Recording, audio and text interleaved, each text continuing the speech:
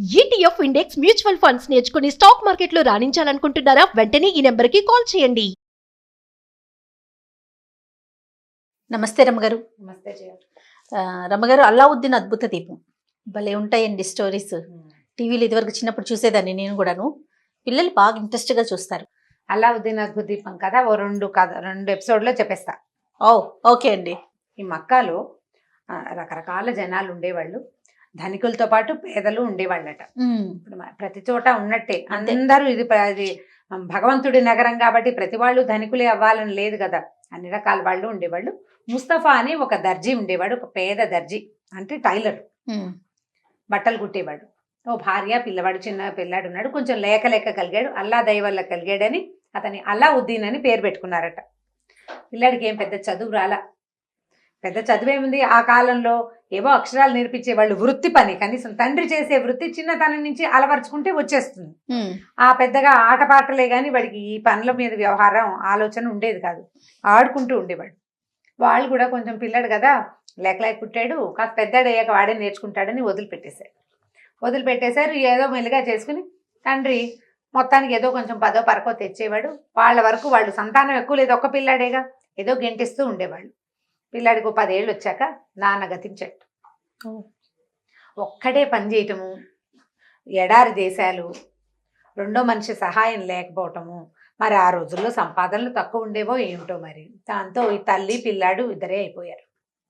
పిల్లవాడికి పని చేయటము, బాధ్యతగా ఉండటం తెలీదు. నాన్న లేడని ఏడుస్తాడు కానీ నాన్న మన ఎలాగ కాపాడాడు, మనం ఏం చేయాలి మన అమ్మ కోసం తెలిసే వయసు కాదు. వాడి బుద్ధి వికాసం కూడా అట్లా లేదనమాట. తల్లే ఏదో ఇంట్లో ఉన్నది చిన్నవి పొన్నవి అమ్మేసుకుని, తర్వాత ఏమో ఏదో చేతనైన పని పక్కింట్లో వెనకింట్లో కాస్త సహాయం చేసి పావలా అర్ధ సంపాదించుకుని ఎట్లా ఆగోట్లా ఒక గుడిసెలో పిల్లాన్ని పెట్టుకుని కాలక్షేపం చేస్తూ ఉండేది. వాడు తిరుగుతూ ఉండేవాడు. పని పాట చేయటం ఏమీ లేదు. వేళకి తిండి తిని మళ్ళీ బయటికి వెళ్ళిపోవటమే. సరే, ఇక తల్లి వాడికి చెప్పలేకపోయింది. పైగా చిన్నతనం నుంచి చెప్పకుండా ఇప్పుడు సడన్గా ఒకసారి బుద్ధి వచ్చి పెద్దయిపో అంటే ఎవడైపోతాడు. దాంతో ఊరుకునేది. సరే, ఏమైందట, ఒక రోజు వీడు బజార్లో తిరుగుతూ ఉండగా ఒక పెద్ద మనిషి, ఒక పొడుగాటివాడు, పెద్ద స్వరూపం ఉన్నవాడు, విచిత్రమైన బట్టలు వేసుకున్నవాడు వచ్చి పలకరించాడు. ఏరా అబ్బాయి, నువ్వు అల్లావుద్దీన్వే కదా, ముస్తఫా కొడుకువే కదా అన్నాడు. అవునన్నాడు వీడు. అనేసరికి నేను మీ బాబాయిని రా అన్నాడు. కుర్రాడు ఆశ్చర్యపోయాడు. బాబాయ్యా, నాకు బాబాయిలు ఉన్నారా, మా అమ్మ ఎప్పుడు చెప్పలేదే అని ఆశ్చర్యపోయాడు. సరే, ఆయన ఏం చేశాడు, పద నేను మీ బాబాయిని, నువ్వు పుట్టకముందే నేను ఇంట్లో నుంచి వెళ్ళిపోయాను రా, నువ్వు వచ్చు మా అన్నయ్య లాగానే ఉన్నావు, పద మీ అమ్మని చూద్దాం అనేసరికల్లా వీడికి సంతోషం వేసింది. చుట్టుపక్కల వాళ్ళు తప్పిస్తే చుట్టపక్కలు లేరు, చుట్టూతా జనం ఉన్నారు, వాళ్ళెవరు వీళ్ళకి చుట్టాలు కాదు. తండ్రికి తల్లికి అన్నదమ్ములు ఎవరూ లేరు. సరే, వచ్చిన బాబాయి ఆయన చూస్తే గంభీరంగా పెద్ద పర్సనాలిటీ, కొంచెం మంచి బట్టలు వేసుకున్నాడు. కాస్త ఇక్కడికంటే వస్త్రధారణ కొంచెం మెరుగ్గా ఉంది. వీడేమో మురికిగా జిడ్డోడుతూ మాసిన బట్టలు, అక్కడక్కడ చిరిగిపోయిన పిచ్చిగుడ్డలతోటి, చెప్పులు కూడా లేకుండా ఉన్నాడు. ఆయన పిల్లాన్ని వెంబడి పెట్టుకుని వాళ్ళ ఇంటికి వెళ్ళాడు. రండి రా చిన్నాన్న లోపలికి రాని ఆ చిన్న గుడిసెలోకి ఆ బాబాయిని తలకాయ ఎంచుకుని ప్రవేశపెట్టాడు, కూర్చోబెట్టాడు. వాళ్ళ అమ్మని కేకేశాడు. అమ్మ చిన్నాన్న వచ్చాడే అని పిలిచాడు. అమ్మ తెల్లపోయింది. చిన్నాన్న ఎవరు రా నాయన, నీ నాన్నకు అన్నదమ్ములు ఎవరూ తెలీదు, 20-25 సంవత్సరాలు అయింది పెళ్ళై, ఈ పిల్లాడికి 15 ఏళ్ళు, వాళ్ళ పెళ్ళై 25 ఏళ్ళు, తెలీదు ఆవిడకి. తెలీదు అనేసరికి ఈయన ఏం చేశాడు, సలాం అలైకుం అని పలకరించాడు. వదిన గారు, నేను మీ మరిదినేనండి, మీ పెళ్ళి కాకముందే మా అన్నయ్య నేను తగాదా పడ్డాం, నేను వెళ్ళిపోయాక మా అన్నయ్య మిమ్మల్ని పెళ్లి చేసుకుని ఉంటాడు. మరి బజార్లో నేను మా అన్నయ్య ఎక్కడున్నాడని వెతుకుంటూ ఉంటే పిల్లాడిని చూసేసరికల్లా మా అన్నయ్య లాగా కనపడ్డాడు. అక్కడ కొట్లో వాకప్ చేస్తే ముస్తఫా కొడుకేనన్నారు, ముస్తఫా గతించాడని చెప్పారు. నేను చాలా సంపాదించుకున్నాను, ఒంటరిగానే, ఎవరైనా కుటుంబం నా ఫ్యామిలీ ఉందేమో వెతుక్కుంటూ ఇక్కడికి వచ్చాను. ఈ పిల్లాడు కనపడ్డాడు, మీరు కనపడ్డారు దైవవశాత్తు అనేసరికల్లా ఆవిడే భర్తను తెలుసుకుని కళ్ళనీళ్ళు పెట్టుకుంది. కానీ భర్త ఎప్పుడు చెప్పలే, నాకు తమ్ముడు ఉన్నాడని, వాడు వెళ్ళిపోయాడని చెప్పలే. కోపంతో మా అన్నయ్య చెప్పు ఉంటాడు అన్నాడు. ఈవిడ ఏమనుకుందంటే, భర్త అంత కోపిష్టివాడు కాదు నిజానికి, ఆయన మంచివాడే, ఏదో వాళ్ళకి సమస్య, ఇంకెందుకులే వాడు ఎలాగో లేచకపోయిన వాడి గురించి చెప్పడం అనుకుని మానేసి ఉంటాడు అనుకుంది. ఈయన ఏం చేశాడు, జేబులోంచి డబ్బులు తీసి ఆవిడ చేతిలో పెట్టాడు. శుభ్రంగా భోజనం అది అరేంజ్ చేయమన్నాడు. ఆవిడ ఇంకేంది చేతిలో డబ్బులు పడేసరికి డబ్బు ఇచ్చేవాడెవడు ఇంటికి వచ్చి, ఆవిడ బయటికి వెళ్ళి ఏదో అవి ఇవి కొనుక్కొచ్చింది వంటకు సరిపడా. చక్కగా షటర్ సోపేతంగా మరిదికి కొడుక్కి భోజనం పెట్టింది. అక్కడి నుంచి ఈయన అన్నాలు తిన్నాక పడుకున్నారు ఆ గుడిసెలోనే. అక్కడి నుంచి పొద్దున్నే ఏం చేశాడు, ఇక్కడే ఉండటం మొదలుపెట్టాడు. ఈ పిల్లాన్ని వెంటేసుకుని బజారు తిప్పి వాడికి మంచి బట్టలు, చక్కగా చెప్పులు, అమ్మకి 4 జతల బట్టలు కొన్నారు. ఆహార పదార్థాలు రకరకాలు.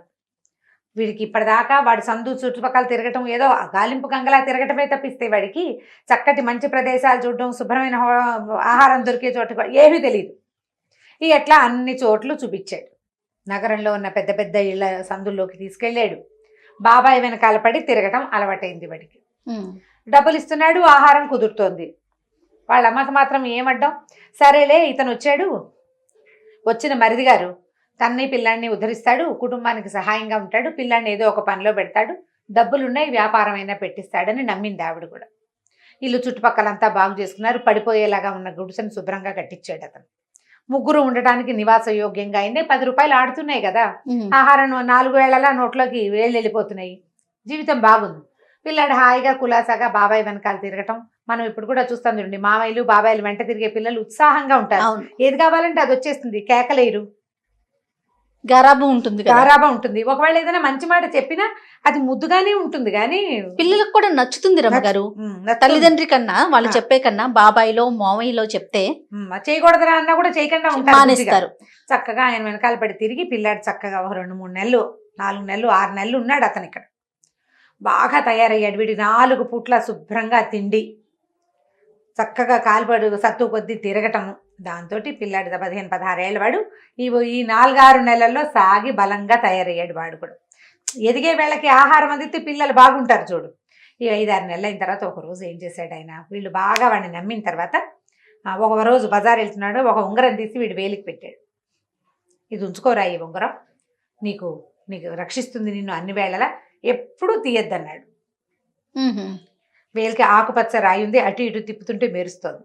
పిల్లలకి అట్లా చిన్న వస్తువు పెట్టుకుంటే గొప్ప సరదాగా చూసుకుంటూ ఉంటారు, అందరికీ చూపిస్తారు. ఆ ఉంగరం కనపడేలాగా చేతులు పైకి పెట్టుకుంటూ ఉంటారు. ఆ ఉంగరం పెట్టుకుని తిప్పుకుంటూ ఉండేవాడు. ఉంగరం ఉంది వాడి చేతికి. కొన్నాళ్ళు గడిచాక ఒక రోజు ఆయన ఏం చేశాడు, నగరం వెలుపలికి బయటికి దారి తీసాడు. వీడు ఇక్కడికి ఎందుకు వెళ్తున్నాం మనం అని అనిపించింది, కానీ బాబాయ్ తీసుకెళ్తున్నాడు. బాబాయ్తో పాటు వెళ్ళిపోయాడు. పొద్దున 12 గంటల వేళ భోజనాలు చేసి బయలుదేరి వెళ్ళిన వాళ్ళు నడుచుకుంటూ ఊరి బయటికి వెళ్ళిపోయారు. ఊరి బయట ఏవో రాళ్ళు, రప్పలు, కొండలు, మిట్టలు దాటారు అడవిలోకి వెళ్ళిపోతున్నారు. అడిగాడు బాబాయ్, చిన్నాన్న ఎక్కడికి వెళ్తున్నాం మనం అంటే, బోళ్ళని వింతలు విడ్డూరాలు ఉన్నాయిరా, నీకు చూపిస్తా పదన్నాడు. ఒక చెట్టు కిందకి వెళ్ళి అక్కడ ఏం చేశాడు, ఏదో మంత్రం చదివి జేబులోంచి అంత బూడి తీసి అక్కడ చల్లాడు. చల్లంగానే ఇట్లా దారి వచ్చేసింది. చెట్టు కింద భూమి విడిపోయిందనమాట. లోపలికి వంకర టింకరగా మెట్లు కనపడుతుంది. పదరా ఇందులోకి వెళ్దాం బాగుంటుంది అన్నాడు. కుర్రాడికి సరదా వచ్చింది. పిల్లలకి అట్లా కొండెక్కుదాం, అందులోకి దిగుదామంటే గోతుల్లోకి దిగటము, గొట్ల మీదకి ఎక్కడము 2 సరదాగానే ఉంది. పైగా భయానికే ఉంది, బాబాయ్ ఉన్నాడుగా పక్కన. సరే ఇద్దరు కలిసి దిగారు. ఆ కిందకి దిగెళ్తే ఒక చెప్తాల్లాగా ఉండి వాటి నిండా వజ్రాలు, రత్నాలు, మణులు. వీడు ఆగిపోయాడు. ఆ మెరిసిపోతున్న రాళ్ళు చూసేసరికల్లా, ఏమిట్రా ఇవి కావాలా నీకు అన్నాడు.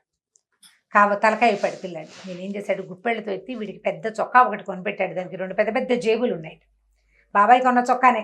ఆ 2 జేబులు, అదే మన షరాయి లాంటిది, లాల్చీ లాంటిది వేసుకుంటారు, ఈ పక్కన సైడ్లో జేబులు ఉంటాయి కదా, 2 జేబుల్లోనూ ఇన్ని ఎత్తిపోసాడు. మూటల్లాగా ఉన్నాయి లోపలికి. సరదా వచ్చింది వాడికి. వాటితో ఎన్ని గోలికాయలు ఆడుకోవచ్చో ఆలోచించుకుంటున్నాడు అనమాట. మణులతో ఏం చేయాలో వాడికి తెలియని వయసు కదా. ఇంకా లోపలికి వెళ్ళేసరికల్లా ఒక సన్నటి సొరంగం లాంటి గొయ్యి ఉంది లోపలికి. బాబాయ్ అన్నాడు, అరే నేను పైన పట్టుకుంటానురా, దిగు నువ్వు కిందకన్నాడు. తను ఒక్కడనే దిగమంటున్నాడు. బాబాయ్ వెనకాల వస్తాడు అనుకున్నాడు. ఈ బాబాయ్ చేతులు పుచ్చుకుని వాడిని ఆ గోతులోకి దింపాడు. కొంత మటుకు వేళ్లాడేశాడు. వేళ్లాడేశాక, ఒరే చేతులు వదిలేస్తాను, కింద పడవలే, దూకినట్టు చెయ్యి, కరెక్ట్గా కిందకి వెళ్ళిపోతామన్నాడు. తెంపర్తనం ఉంటుంది పిల్లలకి. 15-16 ఏళ్ళ పిల్లాడంటే భయపడ్డు కదా, మగ పిల్లలు అసలు భయపడ్డరు. పట్టుకుని ఆయన వదిలేశాడు. వీడు కాస్త వెళ్ళి ఆ గోతులో పడ్డాడు. పడిన తర్వాత బాబాయ్ పైనుంచి వచ్చాడు. అరే అటు ఇటు చూడరా, అక్కడ ఏం కనపడుతున్నాయో చూడంటే, అటు ఇటు చూస్తే ఒక అంత దీపం లాంటిది ఉంది, లాంతర్. బాబాయ్ ఇక్కడ ఒక లాంతర్ ఉంది అని అడిచాడు. అరవంగానే వీడన్నాడు, బాబాయ్ లాంతర్ తీసి నాకు అందించు అన్నాడు. అప్పుడు వీడికి వెలిగింది. ఇంత దూరం తీసుకొచ్చాడు, మణులన్నాడు, మాన్యాలన్నాడు, జేబులో పోయించాడు. ఈ గోతులో తందిక్కండా నన్ను ఎందుకు దింపాడు? బాబాయ్ ఆజాన్ బాహు, పెద్ద పర్సనాలిటీ. ముందే చెప్పుకున్నాం కదా, 15-16 సంవత్సరాల వాడు ఎట్లా ఉంటాడు, పొడుగెదిగినా సన్నగా పొడుగ్గా ఉంటాడు. వీడి పల్చటి వీడి పర్సనాలిటీ అందులో దిగుతుంది. అందులోకి దిగేందుకు నమ్మకస్తుడు కావాలి ఈయనకి. అందుకు నన్ను దింపాడు. అర్థమైంది. ఇప్పుడు లాంతరిచ్చేయి అంటున్నాడు. నన్ను లాగు బాబాయ్, నా భయం వేస్తుంది, ఊపిరట్టలేదు అని కేకేస్తే ముందు లాంతరివ్వంటాడు. 4 సార్లు 5 సార్లు నన్ను లాగు, నాకు భయం వేస్తుంది, నాకు ఊపిరాటలేదు అని అల్లావుద్దీన్ పిలిచినా వాళ్ళ బాబాయ్ వినిపించుకోలే. లాంతర్ నా చేతికి ఇవ్వు, లాంతర్ పైకి అందించు. చేతులు కిందకి చాపుతున్నాడు. ఏదైనా ఒక గట్టు మీదో దేని మీదో కాలేసి ఆ లాంతర్ అడుగును పట్టుకుని పైదాకా అందిస్తే బాబాయ్ చేతికి అందుతుంది. అది ఇవ్వు అంటాడు. ఒప్పుకోటల మీకు ఏమనిపించిందంటే, ఈ లాంతర్ ఇచ్చేసాక బాబాయ్ నన్ను ఇక్కడే ఉంచేస్తే అనిపించింది. లాగితే కానీ లాంతర్ ఇవ్వను అన్నాడు. వాడికి ఏమిటంటే ప్రాణం పోయే పరిస్థితి వచ్చేసరికి బుర్రలో బుద్ధి వచ్చేసింది అనమాట. నేను ఇవ్వను అన్నాడు. ఆయన ఒప్పుకోలే మా బాబాయ్. లాంతర్ ఇస్తే లాగుతాను, నువ్వు లాంతర్ ఇవ్వంటాడు. అక్కడి నుంచి అప్పటిదాకా నాన్న కన్నా బుజ్జి ఏరా మా బాబు అనే వాటలు కాస్త పోయి లకార మకార ప్రయోగాలు వచ్చేసినాయి. ఇస్తావా ఇవ్వా సైతానికే బచ్చే అంటాడు. అనేసరికి వీడికి అమ్మో వీడేదో చేయబోతున్నాడు నన్ను అనిపించి ఏమైతే అదయింది, నేను ఇవ్వను కాక ఇవ్వను అన్నాడు. అనేసరికి ఆయన ఏం చేశాడు, ఇక ఒళ్ళు మండిపోయింది. పైన సమయం చీకటి పడిపోతుంది. చీకటి పడ్డాక ఇంకా మంత్రం పారదు, ఆయన బయటికి వెళ్ళలేకపోతాడు. అందుకని ఏం చేశాడు, సొరంగం మూసేశాడు. ఇక్కడే పడి చావు నాకు ఇవ్వకపోతే అని ఆ ఏ గోతులోకి అయితే ఈ పిల్లాన్ని దింపాడో దాన్ని ఇట్లా చేతులు కలిపేసేసాడు. క్లోజ్ అయిపోయింది. వీడు ఆ చీకట్లో ఆ గోతి లోపల ఉండిపోయాడు అల్లావుద్దీన్. ఈ బయటకు వచ్చిన బాబాయ్ బయటికి నడుచుకుంటూ వెళ్ళిపోయాడు. ఈయన మొదట ఏం చేశాడు, బూడి జల్లి దారి ఓపెన్ చేశాడు కదా. ఇతను పైకి వెళ్ళిపోయాక దారి క్లోజ్ అయిపోయింది. చీకటి పడ్డాక ఇంకా అది తెరవబడదు. ఆ వెళ్తురుండగానే ఎలాగైనా లాంతర్ తీసుకోవాలని ఎంత ప్రయత్నం చేసినా ఈ పిల్లాడి ఇవ్వల.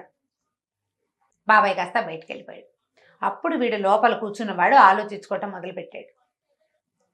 వీడెవరో మనకు తెలీదు. బాబాయ్ని అన్నాడు. మా బాబాయ్ మా అమ్మకి తెలియకపోతే సరే, మా చుట్టుపక్కల వాళ్ళు ఎవరికైనా తెలిసి ఉండాలా, ముస్తఫా తమ్ముడు అన్న మాట ఒక్కళ్ళు కూడా అనలా.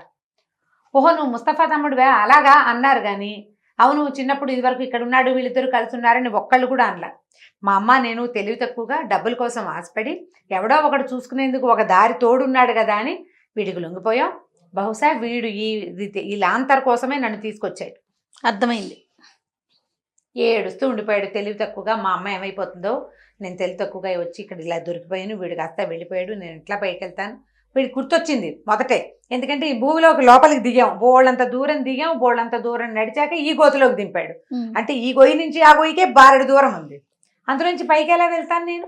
ఏడుస్తూ స్పృహ తప్పి పడిపోయాడు. 2-3 రోజులు ఉండిపోయాడు లోపలే. ఈ బయటికి వెళ్ళిన బాబాయ్ ఎక్కడికో వెళ్ళిపోయాడు. ఈ లోపల ఉండిపోయాడు కదా. 3వ రోజు కాస్త 2.5 రోజులు అట్లా గడిచేసరికి వాడికి మెలకు వచ్చింది.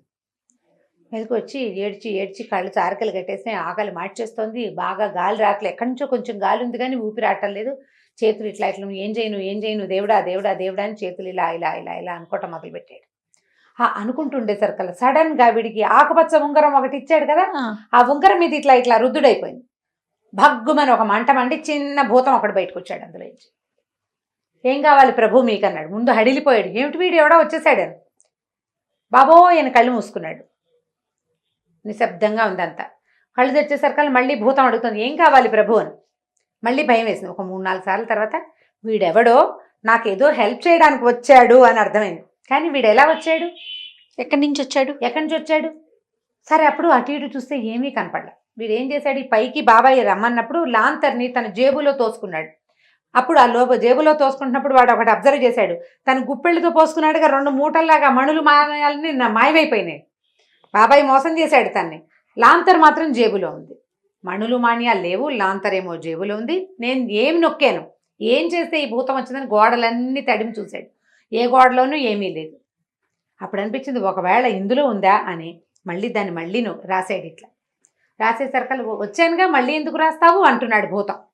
అప్పుడు అర్థమైంది, ఓహో ఇది నొక్కి ఇది రాస్తే వీడు వస్తాడనమాట, నన్ను మా ఇంటికి చేర్చు అని అడిగాడు.